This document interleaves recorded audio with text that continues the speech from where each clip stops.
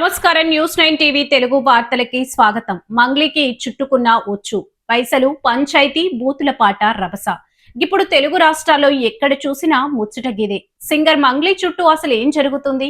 గింతకాలం జానపద పాటలతో ఉర్రూతలూగించిన గొంతు ఇప్పుడు వివాదాల సుడిగుండంలో ఎందుకు చిక్కుకుంది? అటు 10 కోట్ల రూపాయల మోసం, ఇటు నోటికొచ్చినట్లు పాడుతున్న బూతుల పాట. ఒకటా రెండా మంగ్లీని ముంచేందుకు ఇన్ని గండాలు పొంచి ఉన్నాయా? అసలు ఆ ఎఫ్ఐఆర్ కాగితాల్లో పోలీసులు ఏం రాశారు?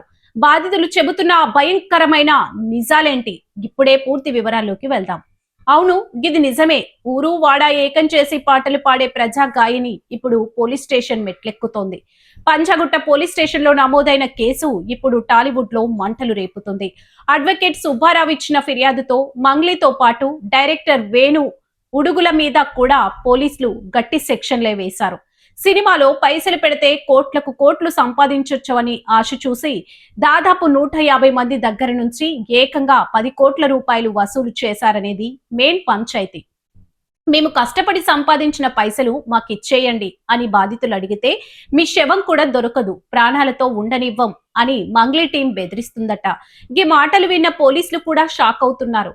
అసలు ఈ పైసల దందాల మంగ్లీకి ఏమన్నా సంబంధం ఉందా, లేక ఆమె పేరు వాడుకొని వెనుకున్నోళ్ళు ఈ స్కామ్ నడిపించారా అనేది ఇప్పుడు పెద్ద సస్పెన్షన్. గిదిట్లా ఉంటే మంగ్లీ పాడిన కొత్త హిందీ పాట మరీ మంట పుట్టేస్తుంది. పాట వినడానికి మస్తుగుంది కదా అని అందరూ ఖుషి అవుతుంటే దాని లోపల ఉన్న అసలు అర్థం తెలిసి అందరూ ముక్కున వేలేసుకుంటున్నారు. ఆ పాటలో వాడిన పదాలు పచ్చి బూతులని, సంస్కృతిని మంటగలుపుతున్నారని నెటిజన్లు తిట్టిపోస్తున్నారు. మొన్న కల్చర్ ను కాపాడే పాటలు పాడాల్సిన సింగర్ కేవలం వ్యూస్ కోసం, పైసల కోసం ఇట్లాంటి దిగజారుడు పాటలు పాడడమేంది అని విమర్శకులు దుమ్మెత్తిపోస్తున్నారు. హిందీ రాని వాళ్ళు మస్తుగా స్టెప్పులేస్తున్నారు, కానీ అర్థం తెలిసిన వాళ్ళు మాత్రం చీచీ గిదేం పాట అని ఉమ్మేస్తున్నారు.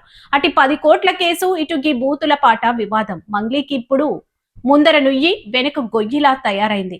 ప్రస్తుతానికి పంచగుట్ట పోలీసులు కేసును లోతుగా దర్యాప్తు చేస్తున్నారు. ఆ 150 మంది బాధితుల నుంచి ఒక్కొక్కరికి స్టేట్మెంట్ తీసుకుంటున్నారు. మంగ్లీ టీం మాత్రం ఇదంతా అబద్ధమని, తమ మీద ఎవరో కావాలని కుట్ర చేస్తున్నారని చెబుతున్నారు. ఏదేమైనా కోర్టు కేసులు, సోషల్ మీడియాలో ట్రోలింగ్ తో మంగ్లీ కెరీర్ కు ఇది పెద్ద ఎగ్జామ్ చెప్పక తప్పదు. మరి ఈ గండ నుంచి మంగ్లీ బయటపడుతుందా లేక లోపలికి వెళ్తుందా అనేది చూడాలి. మరిన్ని అప్డేట్స్ కోసం చూస్తూనే ఉండండి న్యూస్ 9 టీవీ తెలుగు. జై హింద్.